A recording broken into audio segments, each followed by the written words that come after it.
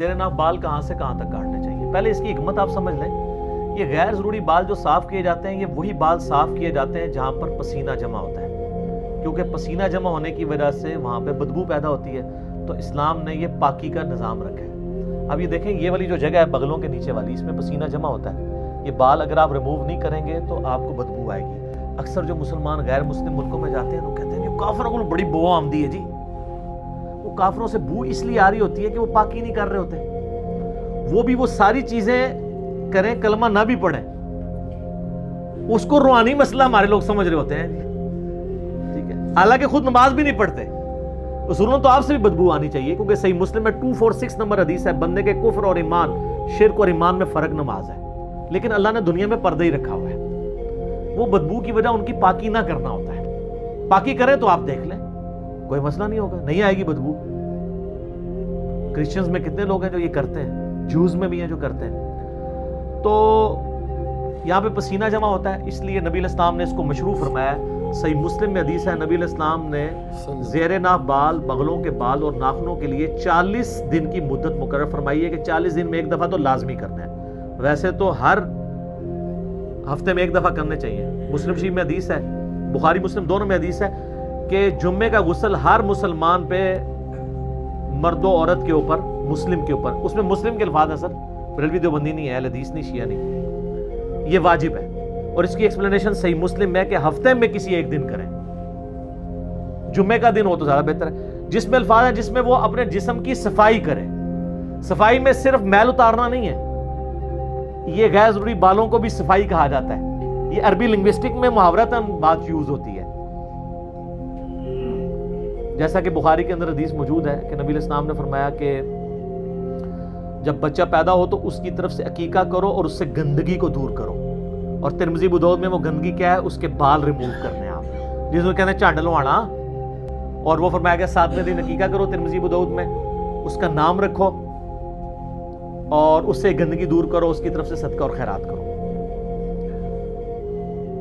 تو یہ ان جگہوں پہ پسینہ جمع ہوتا ہے. اسی طریقے سے جو ران کے جو جوڑ ہیں وہاں پہ پسینہ جمع ہوتا ہے، جس کو آپ یعنی تھائی کہہ لیں. تو تھائی پوری کے بال ریموو نہیں کرنے ہوتے، صرف اتنے حصے کے جو شرمگاہ کے ساتھ ٹچ کر رہا ہوتا ہے. اسی طریقے سے یعنی بعض لوگ بالکل ناف کے عین نیچے سے بال صاف کرنا شروع کر دیتے ہیں، وہ کہتے ہیں زیر ناف ہے. وہ زیر ناف اس لیے کہا جاتا ہے، وہ ناف کے تو نیچے ہی ہے نا، عین زیر ناف لفظ نہیں ہے وہ. تو ان کی ظاہر ہے ان کو کوارڈینیٹس ڈیفائن کرنے کے لیے زیر ناف کہا جاتا ہے. ٹھیک ہے، ورنہ تو ہم بغلوں کے نیچے جو کہتے ہیں بغلیں تو یہ یہاں تک تو نہیں ریموو کرنے، وہ یہی والے ہیں. اینٹی وینم بھی ہوگا. تو زیر ناف سے مراد ہے کہ جتنے حصے میں یعنی شرمگاہ ٹچ کرتی ہے، چاہے وہ ران والا حصہ ہو یا اوپر والا.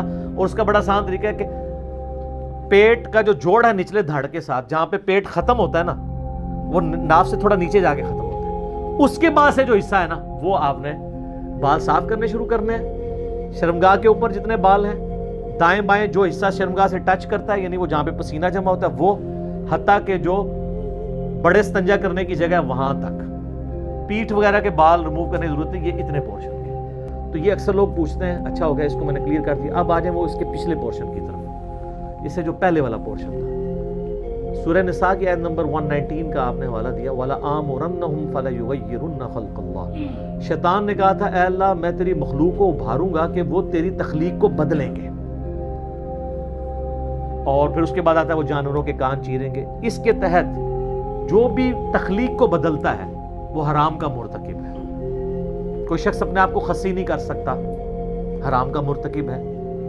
کوئی عورت ایسی ایکٹیویٹی پرفارم نہیں کر سکتی وہ مردوں کی طرح دکھے، حرام کی مرتکب ہوگی. بخاری مسلم کی حدیث ہے، ان عورتوں پہ لعنت جو مردوں کی مشابہت کرے، ان مردوں پر لعنت جو عورتوں کی مشابہت کرے. مرد کو اللہ تعالیٰ نے داڑھی دی ہے، اب داڑھی کو مڈانا قرآن حکیم میں سورہ نساء کی آیت نمبر 119 کے تحت عورتوں کی مشابہت بھی ہے اور تخلیق کو بدلنا ہے، کیونکہ عورت کی داڑھی نہیں اگی ہوئی، الٹا اس کی اگا ہے تو اس نے ریموو کرنی ہے تاکہ مردوں سے مشابہت نہ بنے. اس لیے کم از کم اتنی داڑھی رکھنا جسے عرف عام میں داڑھی کہا جائے، جس طرح آپ کی ہے یا شاید افریدی صاحب کی ہے، عامر لیاقت والی نہیں. تو وہ داڑھی جو ہے وہ آپ کو حرام کی کیٹیگری سے باہر نکال دے گی. آپ رکھیں، عورتوں سے مشابہت آپ کی نہیں ہوگی. اور مونچھیں رکھنے سے نہیں، بات کہتے ہیں مونچھیں بھی رکھ لی تو ہو جائے گی، وہ اتنے حصے میں ہوگی، ادھر پھر زنانیاں لے کام رہے گا. پورے چہرے سے مشابہت دور کرنی ہے نا. تو وہ تخلیق بدلنا نہیں ہے. کچھ چیزیں اللہ تعالیٰ نے نیچر میں ایسی رکھی ہیں کہ جو اللہ تعالیٰ نے شرعی احکام کے طور پر نبیوں کے ذریعے فطرت کے طور پہ تعلیم کی. اللہ تعالیٰ چاہتا تو آپ ختنے سمیت بھی پیدا ہو سکتے تھے نا، بے شک. لیکن اللہ تعالیٰ نے یہ ایک شرعی فریضہ رکھنے کے لیے اسی طریقے سے آپ کو پیدا کیا. دیکھیں یہ ختنے والا تو معاملہ ہی چھوٹا ہے، باقی ہر چیز پرفیکٹ ہو کے نکل. کان کسی کاٹنے پڑتے ہیں پیدائش کے بعد، ناک کو چھوٹا بڑا کرنا پڑے تو مصیبت پڑ جاتی.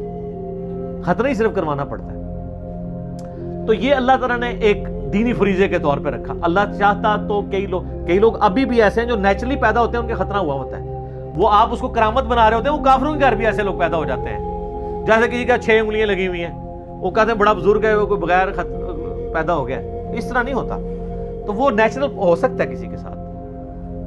تو نبیوں کے ذریعے اللہ نے وہ فطرت کی چیزیں بتا دی. داڑھی مڈانا فطرت کو بگاڑنا ہے، لیکن ختنہ کرنا اگرچہ ہماری تخلیق میں بگاڑ ہے، لیکن وہ فطرت اس لیے ہے کہ وہ اللہ نے پیغمبروں کے ذریعے تعلیم فرمائی کہ میں نے خود یہ چیز رکھی ہے. ورنہ تو کل کو کوئی شخص کہے گا جی مجھے رفع حاجت ہوتی ہے تو اس کے بعد مجھے جسم دھونے کی ضرورت نہیں ہے، تو نیچرل پروسیس ہے. تو ہم رفع حاجت کے بعد کوئی کافر بھی ہے، وہ بھی ٹیشو پیپر کے ذریعے صفائی کرتا ہے نا، اسے فطرت تو نہیں سمجھ رہا ہوتا، اس کی صفائی کرنا فطرت ہے. اس طرح یہ کرنا یہ فطرت اس لیے ہے کہ جو لوگ ختنے نہیں کرواتے ہیں وہاں پہ کھال کے اندر میل جم جاتی ہے اور مختلف بیماریوں کا سبب بنتی ہے. وہاں پہ پسینہ جمع ہی رہتا ہے، میل جمع ہی رہتی ہے، اس سے وہ ایکسپوز ہو جاتی ہے کھال. باقی عورتوں کا ختنہ کوئی نہیں، وہ دودھ والی روایت جعلی ہے. وہ جو آپ کے انڈیا کے ایک مولانا صاحب کی بڑی وہ کچھ ویڈیوز اس طرح کی چڑی ہیں عورتوں کے ختنے والے، تو میری اس کی میں اب نام نہیں لیتا، جو کوئی شریف آدمی ہے، وہ چند شرفاء میں سے جس نے میرے خلاف کوئی کلپ نہیں بنایا، لیکن جہاں اس نے غلطی کی ہے میں نے اس کو ہائی لائٹ کی ہے. ایڈوکیٹ فیض سید صاحب حفظہ اللہ تعالی. تو اور عورتوں کے خطرے پہ میرا کلپ ہے، میں نے ان کو جواب دیا کہ وہ روایت ہی جعلی ہے. خود ابو داؤد نے لکھا ہے وہ جعلی روایت ہے، آپ عورتوں کے ختنے کرواتے پھر رہے ہیں، تو وہ نہیں ہے. تو یہ تخلیق کو بدلنا نہیں، یہ فطرت ہے.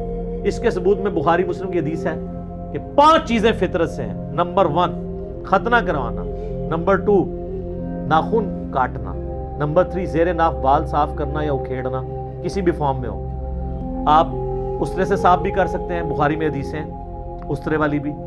بال صفا پاؤڈر بھی استعمال کر سکتے ہیں، کریم بھی، اگر وہ سکن کو کاز نہ کرے کوئی ڈیمیج، جو آج کل رپورٹیں آ رہی کر رہے ہیں، اس لیے اس کو تو اوائڈ کریں، اس کی بجائے سٹرپس کا یوز بہتر ہے.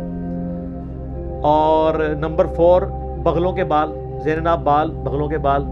اور نمبر 5 مونچھوں کو پس کرنا. اور مسلم شریف میں 10 حدیثیں ہیں فطرت میں، ان میں داڑھی بڑھانا بھی فطرت میں ہے، مسواک کرنا، کلی کرنا، یہ ساری چیزیں فطرت میں داخل ہیں. تو جو چیزیں اگرچہ بظاہر تخلیق کو بگاڑ رہی ہیں، لیکن وہ اللہ تعالیٰ نے بلٹ ان رکھی ہوئی ہیں تاکہ انسان شریعت کو اوبے کرتے ہوئے اس کو ایگزیکیوٹ کرے. وہ تخلیق کا بدلنا نہیں ہے، بلکہ وہاں پہ تخلیق بدلنا ہی فطرت ہے. اس فرق کو سمجھیں.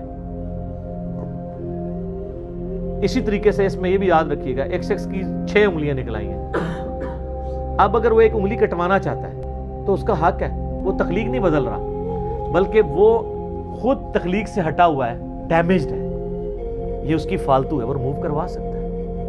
یہ نہیں اس کو کہا جائے گا کہ یہ تو اب تخلیق کو بدل رہا ہے. کئی لوگ ہیں جن کے تالو جڑے ہوئے پیدا ہوتے ہیں، تو اب آپ کہیں گے تخلیق نہیں بدلنی، ان کے تالو الگ کیے جاتے ہیں، ورنہ تو وہ بول ہی نہیں سکتے. کئی لوگ، حتیٰ کہ ابو داؤد میں حدیث ہے کہ ایک صحابی کی ناک کٹ گئی تو اس نے چاندی کی ناک بنوا کے لگائی، لیکن اس میں بدبو پڑ گئی. ظاہر ہے چاندی تو اتنی کروجن ریزسٹنٹ اس کے اندر موجود نہیں ہے، ریزسٹنس نہیں ہے، ریزسٹنس. پھر نبی علیہ السلام نے ان کو حکم دیا کہ سونے کی چاند جو ہے ناک بنا کے لگاؤ. پھر اس نے سونے کی ناک لگائی. ظاہر ناک کے بغیر تو بندہ بڑا عجیب ہی لگتا ہے نا. تو سونے کی ناک بھی، آپ حالانکہ مرد پہ سونا حرام ہے، لیکن اس بڑے ضرر سے بچنے کے لیے جو چہرے کا بگاڑ ہے، سونے کا آپ دانت بھی لگوا سکتے ہیں، لیکن سونے چاندی کے برتنوں میں کھانا کھانا حرام ہے.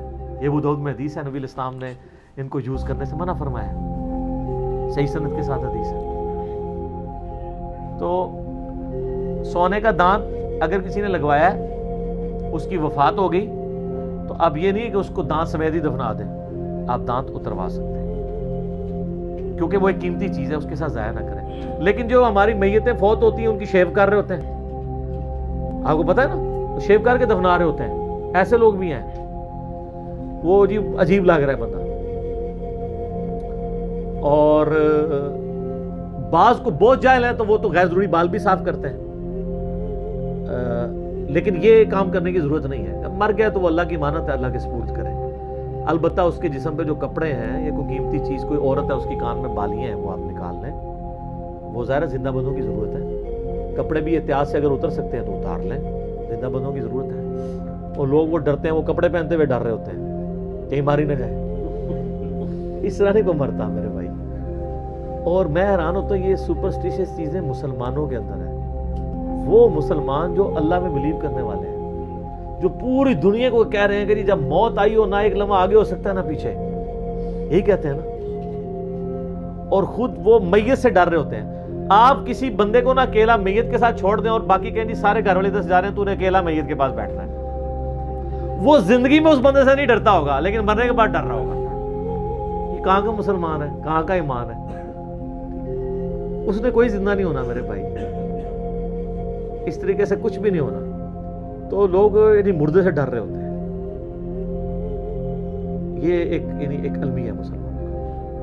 مغرب کی اذانیں شروع ہو جاتی ہیں, تو ملتے ہیں اذان مغرب کے وقت.